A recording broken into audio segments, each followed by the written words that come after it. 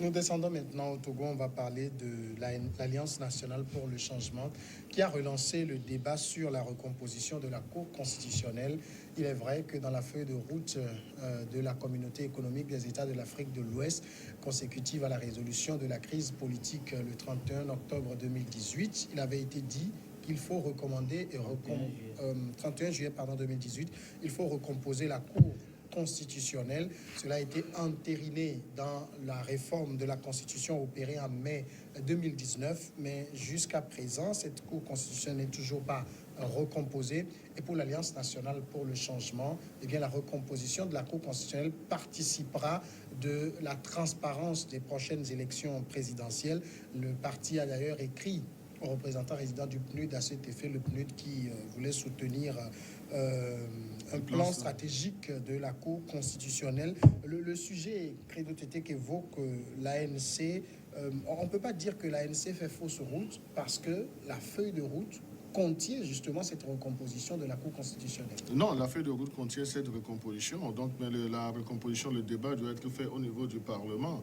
Et je crois que l'ANC, en tant qu'ancien parti parlementaire, avait toutes les coudées assez franches pour provoquer cela. Maintenant, il ne l'a pas fait. Et ce n'est pas, disons, à la veille d'un potentiel soutien du système des Nations Unies à un plan stratégique de la Cour constitutionnelle que ce débat-là va ressusciter. Donc, il est toujours dit également que même lorsqu'on veut faire des réformes ou bien lorsqu'on vote un texte de loi, et dans le cas d'espèce de la Cour constitutionnelle, cette Cour constitutionnelle reste jusqu'à la nomination, jusqu'à l'établissement d'une autre Cour constitutionnelle. Donc, moi, je ne vois pas, disons, l'essentiel de la revendication de l'ANC. L'ANC ferait mieux de descendre sur le terrain, d'aller à la conquête de l'électorat, que de faire encore du saupoudrage politique pour dire qu'ils portent des revendications et sachant même pertinemment que ces revendications ne vont pas dans l'immédiat prospérer. Donc ça, c'est abuser du vocable peuple et c'est surtout abuser de la non-application du principe de reddition de leurs militants qui les laissent, qui pensent qu'en tant que leaders, ce sont des extraterrestres, ce sont des supra-hommes. Mais toujours est-il que depuis le mois de juillet 2018, il y a cette question sur la table, mais où est-ce que la classe politique dans son ensemble était, et puis cela n'a pas été acté. Mais Credo a dit quelque chose, c'est que la recomposition de la Cour constitutionnelle ne peut prendre effet qu'à la fin du mandat de ceux-ci. C'est là tout le débat aujourd'hui.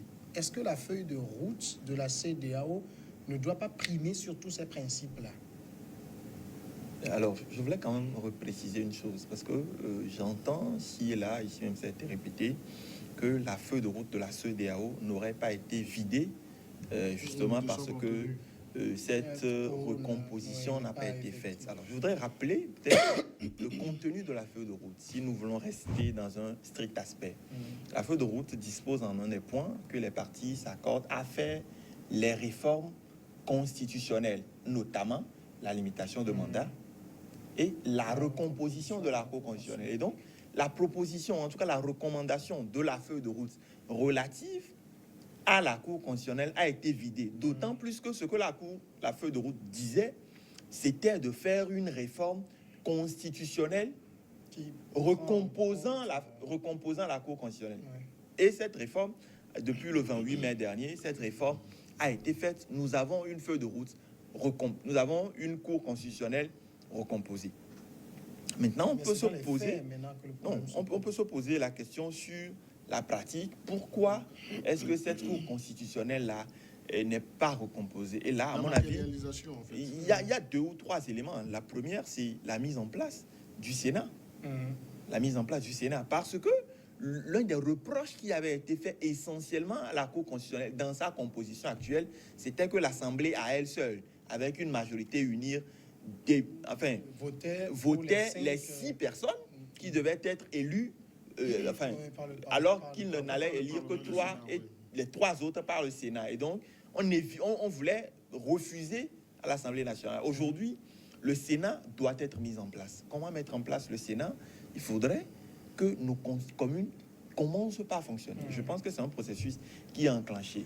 Mais tous les éléments sont réunis aujourd'hui pour que nous puissions dire qu'il ne peut y avoir puisqu'il faut des élections au niveau du corps des universitaires, des élections au niveau du corps des magistrats, des avocats, pour recomposer la nouvelle Cour constitutionnelle dans sa formule.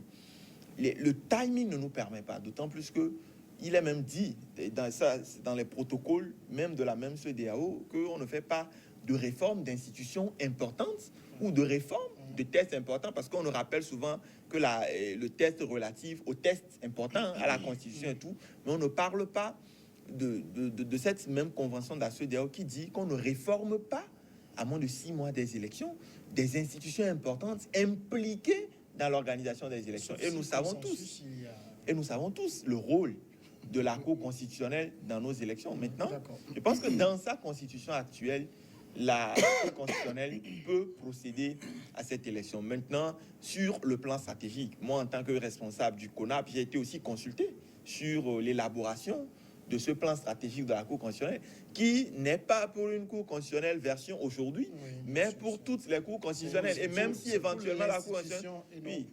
Donc, si éventuellement on recompose la Cour constitutionnelle, ce plan est là. Maintenant, qu'un parti politique, et si tu me permets de terminer, je vais peut-être insister sur ça, qu'un parti politique qui a déjà fourni un chef de file de l'opposition interpelle une institution qui veut aider notre pays, une institution internationale comme le PNUD, qui veut aider notre pays à renforcer ces institutions existantes, ces mêmes institutions que nous avons critiquées de par le temps parce qu'elles n'étaient pas efficaces. Aujourd'hui, qu'on veut leur donner les moyens, qu'on veut nous donner les moyens d'avoir des institutions efficaces, interpeller et puis dire d'arrêter ça, je trouve ça quand même à la limite du zinzin. D'accord. Rodrigue Aigo, il y a un point aussi important que Marc a touché, c'est que, et peut-être c'est un problème de terminologie, c'est que dans la feuille de route, la recomposition de la Cour constitutionnelle, si on l'entend bien, c'est qu'il faut l'acter dans la Constitution. Et ça, c'est fait. Donc, la feuille de route est vidée. Je pense qu'il faut peut-être relire cette feuille de route-là. Et la notion renforcement du processus électoral qui était venu dans le cadre des législatives, et ça a été un peu, je dirais, bafoué, et les acteurs ont foncé droit, ou le régime a foncé droit dans un mur, prenait aussi en compte la recomposition, aussi bien la recomposition de la CEDEAO que la recomposition de la Cour constitutionnelle. Il y a un autre point consacré à la Cour constitutionnelle dans la feuille de route, si j'ai bonne mémoire. Et donc, on ne peut pas dire aujourd'hui que on a adopté les réformes, donc on peut occulter la question de la mise en œuvre de ces réformes adoptées. Et là, je ne vois pas l'opportunité. Parce que si justement les acteurs réclamaient ça, c'est parce que ces institutions-là co-organisent ou entrent dans le processus d'organisation des élections. Et les élections posant problème justement parce que des dinosaures se sont érigés au niveau de ces institutions-là. Les acteurs ont pensé que pour l'apaisement, il faut déverrouiller ça. Je parlais entre-temps sur un point relatif à la Guinée, de ce que je mets dans manque de confiance vis-à-vis de nos institutions à cause de ces pratiques-là qui ne permettent pas aux acteurs d'avoir confiance. Parce que ces institutions sont devenues pratiquement des caisses d'enregistrement où il n'y a qu'un seul nom qu'on peut proclamer à tout bout de champ, à tous les niveaux, à tous les instants, pour les mêmes conséquences, élections, dans le cas précis du Togo, la Cour constitutionnelle, et c'est ça, c'est un rappel, je ne vous prends pas la parole, c'est un rappel, la Cour constitutionnelle a donné raison à l'ANC déjà 2 fois. Répression, ainsi de suite. Quand vous avez une plaie et qu'on vous donne de la bière à boire, ça ne vous fait pas oublier la douleur que vous sentez avec votre plaie. Ça, n'essayons pas de contourner le problème. Aujourd'hui, le problème du Togo, je pense qu'il faut qu'on comprenne ça comme un problème du Togo, mais pas comme un problème d'un parti politique contre un autre. Ce n'est pas bienséant que des institutions soient devenues un fauteuil de grabataire où on est appelé à y décéder avant de pouvoir à son remplacement. C'est pour ça que les législateurs ont compris qu'il faut limiter les mandats à un niveau donné ou, au pire des cas, définir des critères qui vont permettre quand même d'établir la confiance entre les acteurs. Parce que c'est un peu comme un arbitre. Et quand vous prenez par exemple le football pour peut-être les gens qui s'amusent avec le football sans maîtriser les lois en football. Lorsqu'on vous désigne un arbitre et que vous avez des éléments probants qui attestent que cet arbitre ne va pas être partial dans sa prestation, vous récusez l'arbitre. C'est clair. Et donc aujourd'hui, il faut rétablir la confiance. Quand vous savez par exemple que les acteurs demandent ça parce que les élections ne sont jamais transparentes et que vous avez envie de rendre transparentes les élections, vous n'allez pas par exemple mettre des éléments qui vont vous servir de subterfuge pour justifier l'incapacité ou le manque de volonté d'opérer convenablement ces réformes qui vont contribuer à l'organisation d'élections crédibles, transparentes. Peut-être justement si l'ANC insiste en tout cas sur la recomposition là, dans les faits de la Cour constitutionnelle, Rodrigue l'a rappelé, c'est une question de crédibilité des élections aussi. Parce que plusieurs fois l'ANC a dénoncé le rôle joué par cette Cour constitutionnelle. Non, je voudrais bien comprendre. Est-ce à dire que les élections n'ont jamais été crédibles dans notre pays? Est-ce que c'est parce que un courant politique n'a jamais réussi à gagner les élections que les élections n'auraient jamais été crédibles? Donc ça, c'est la question que je me pose. Parce que nous sommes tous Togolais, nous voyons ce qui se passe. Donc on a vite fait, gratuitement, de prêter des intentions à nos institutions, même à ceux qui les animent. Mais lorsque on est fauché politiquement, donc c'est comme une diarrhée, donc on rejette le tort sur une institution. Donc nous avons vu, et Marc le rappelait à Rodrigue dans son développement, que dans ce pays, la même Cour constitutionnelle avait donné dans une décision raison à l'ANC de M. Jean-Pierre Fabre. Donc par 2 fois. Donc on ne peut pas dire que cette Cour constitutionnelle est une raison qu'on ne recompose pas la Cour constitutionnelle. Je n'en disconviens pas, j'en arrive. Mais lorsque on catégorise cette Cour constitutionnelle comme inféodée au système politique, au pouvoir, donc c'est là où je dis que les gens sont politiquement malhonnêtes. Ce n'est pas parce que vous n'arrivez pas à accéder au pouvoir par manque de vision et de mission et par manque de stratégie politique que vous allez rejeter tout, trouver des boucs émissaires. Et ça, c'est trop facile. Lorsque vous êtes inactif sur le terrain, vous n'arrivez pas à faire le maillage électoral du territoire. Lorsque vous avez montré vos limites politiques, vous êtes tout le temps dans la démagogie. Et lorsque, au lieu de chercher à résoudre les problèmes, vous faites des séances de marche à la plage et l'essentiel des problèmes reste sur le tapis. Non, il ne faut pas chercher ou bien essayer de prouver son incapacité politique dans le visage de l'adversaire politique. Donc aujourd'hui, c'est la même Cour constitutionnelle. Nous avons vu la même Cour constitutionnelle qu'on taxe aujourd'hui de tous les noms d'oiseaux. La même Cour constitutionnelle a joué un rôle prépondérant, ne serait-ce que dans les 2 dernières élections que nous avons connues, même dans la récente qui a porté,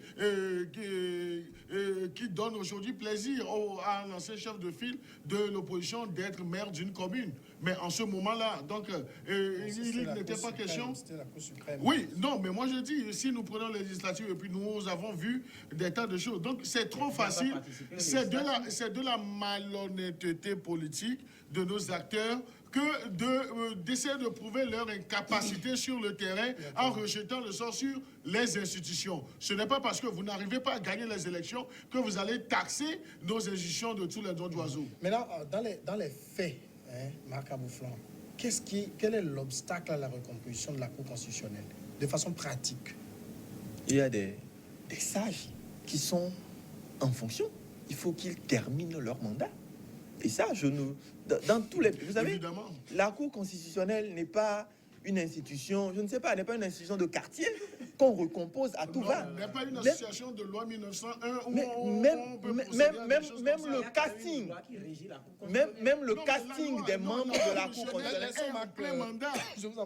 même le casting, même si on doit parler de recomposition, ça doit suivre des procédures des étapes. Laissons Marc aller au bout ça doit de suivre des procédures des étapes. Ce n'est pas sur un coup de tête de certains chefs de file de l'opposition qui n'a pas su mettre en valeur son titre à un certain moment pour peser du poids sur la chose politique. Laissons Marc aller au bout de ça. Je dis toujours une chose. Vous savez, la Cour constitutionnelle, c'est pour ça en fait que c'est une Cour constitutionnelle. C'est une Cour de dernier recours. C'est pour ça que les personnes qu'on nomme là-bas, ce n'est pas n'importe qui. C'est pas monsieur tout le monde.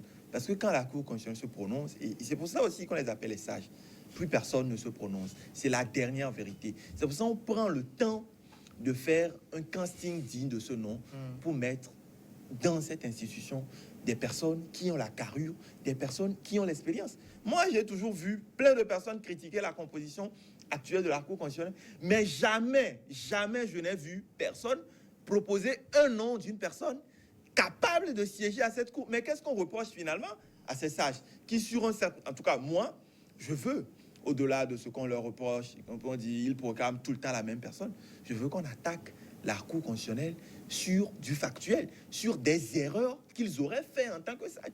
Vous savez, la Cour constitutionnelle, c'est une institution, une fois qu'elle prend mandat, doit terminer son mandat, même s'il y a eu réforme entre-temps, avant qu'on ne mette en place la nouvelle sur la base des éléments de réforme. Et je pense que cette Cour constitutionnelle va terminer son mandat en 2021. La nouvelle aura le temps de prendre fonction. Et peut-être pour parler d'élections, les prochaines élections, je pense, selon le calendrier républicain, après celle de 2020, doivent être en 2023.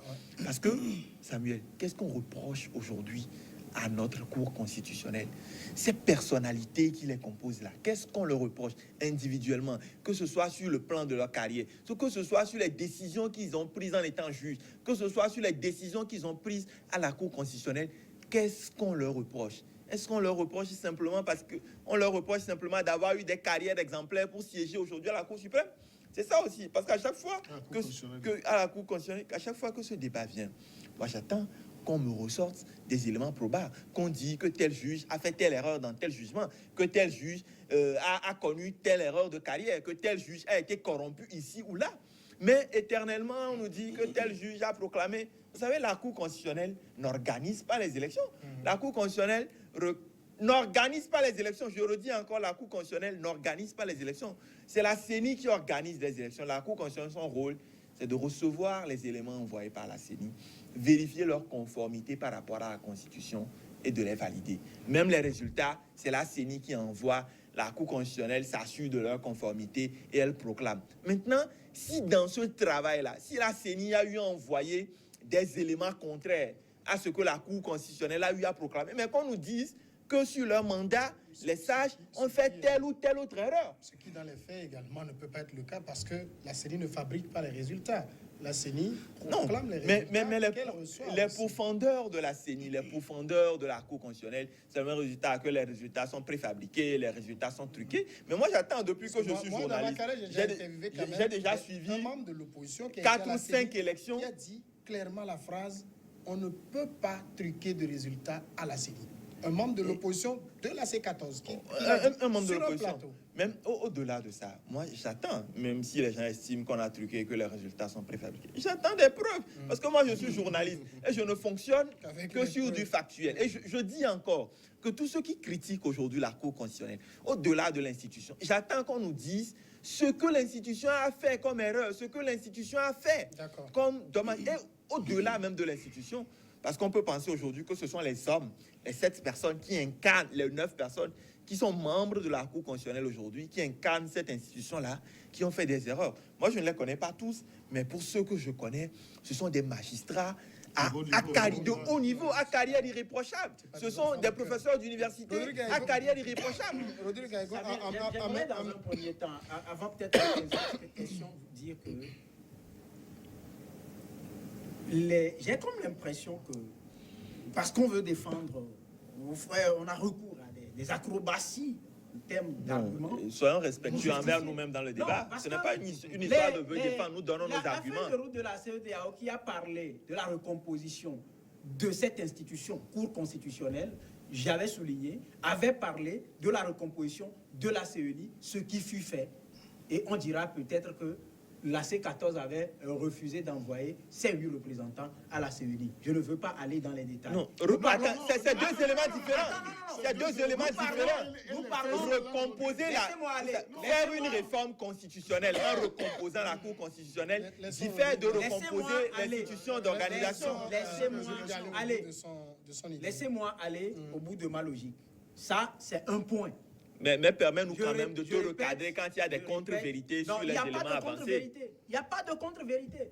je ne sais pas, vous avez votre vérité. Non, Laissez-moi la feuille de déballer. route de la Vous avez CEDEAO, elle votre- est unique. Oui, mais vous Et avez nous votre l'avons vérité. tous lu, les Laissez-moi téléspectateurs l'ont avancer lu. même ensemble. Non, mais nous possédons tous la Vous, feuille ça- de route de oui, la CEDEAO. vous l'avez lu Mais- à votre La manière.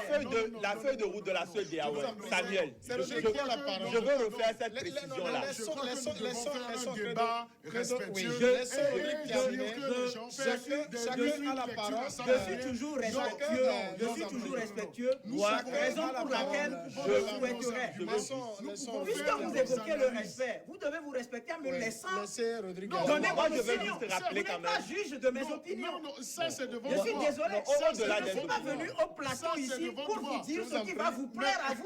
Laissez Non, laissez je Credo dis- parler. Au-delà, Samuel, si tu Non, permets. laissez-le terminer. Au-delà Laissez-le des terminer. opinions. Nous ne Comme demandons ça, pas ça, cela. le On temps m'a va aller. validé pour mes opinions. Vous me laissez Nous sommes tout avancer à fait avec mes d'accord que vous opinions. ayez vos opinions. oui. Mais Mais permettez que sur les d'autres faits. personnes aussi aient d'autres opinions, d'autres Mais lectures. vous avez parlé.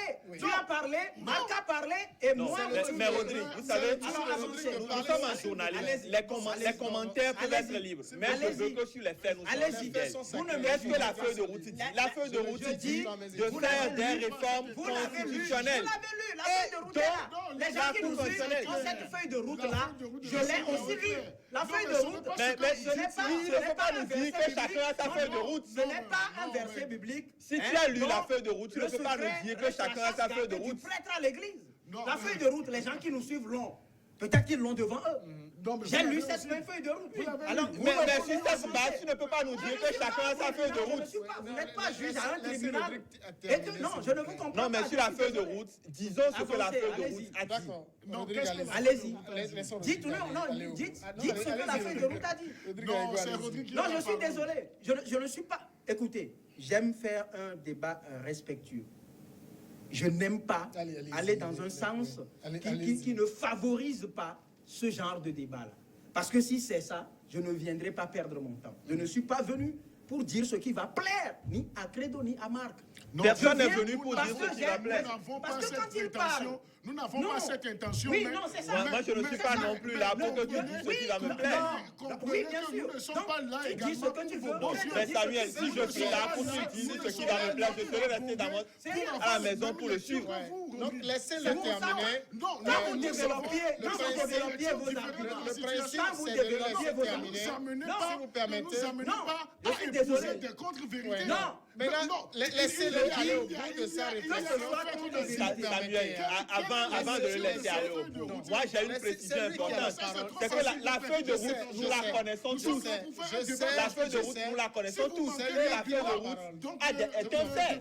C'est du factuel. Parlons de la feuille de route. Maintenant, si Rodrigue veut donner ses opinions, moi je veux bien qu'il partage ses opinions. Je respecte ses opinions. Je ne suis pas là pour qu'il vienne me plaire. Hein. Sinon, je serais resté à la maison pour le suivre. Je ne suis pas là pour que quelqu'un dise ce que j'ai envie d'entendre. Mais faisons un débat sur des faits. La feuille de route sur le factuel dit quoi? Qu'il faut refaire des réformes constitutionnelles dont la recomposition de la Cour constitutionnelle. Et sur ce fait-là, Laissons Rodrigue terminer. c'est quelque chose qui a déjà été fait. On n'a plus beaucoup de temps, Rodrigue Aïgo. Allez-y.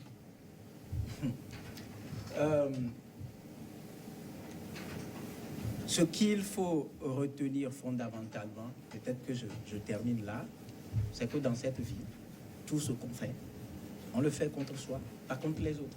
On le fait toujours contre soi. Et la chose que je sais, c'est que nous parlons de la recomposition des institutions de la République. Des institutions. Et cette recomposition est recommandée dans un seul, unique et même document. On a fait l'un, on n'a pas fait l'autre. Avant les élections législatives, ça a demeuré des revendications autour desquelles il y a eu des manifestations. Les gens qui manifestent, je ne pense pas que c'est dans la nuit profonde qu'ils ont lu la feuille de route pour que ça les échappe. Je ne sais pas si c'est comme ça aussi que je l'ai lu, que ça m'échappe. Mais je parle de la recomposition des institutions de la République. Si on a pu faire l'une, on doit pouvoir faire l'autre. Alors, de l'autre côté, reprocher quelque chose à... Je ne pense pas qu'il est question de reprocher quelque chose à la Cour constitutionnelle. Parce que si nous cherchons à faire avancer notre pays, dès lors que, après chaque élection, il y a des contestations, à un moment donné, il faut prendre du recul pour s'interroger pourquoi ces contestations-là. À un moment donné. il faut prendre du recul pour se poser des questions. Pourquoi cette contestation-là? Lors des législatives, quelque part dans le fait fond à Bassar, il y a quand même eu une voix qui s'est élevée pour dire non, je ne suis pas d'accord avec ce qui a été proclamé parce que les chiffres que j'ai, ce ne sont pas ces chiffres qui ont été proclamés. On parle de preuves. Je ne veux pas aller citer un certain mémorandum produit par CAP 2015 et sorti en conférence de presse, exhibant par exemple des procès-verbaux sur lesquels on a fait usage de Blanco, par exemple, où des chiffres ne tenaient pas. L'histoire et les faits sont têtus. D'accord. Credo, Tété? Non, mais moi, ce que je voudrais dire, donc je voudrais conclure en l'irresponsabilité de ces acteurs politiques, surtout de l'opposition. La partie qui a servi de chute, donc il a cité la C14, qui aurait brandi des PV qui ont été triturés ou bien raturés.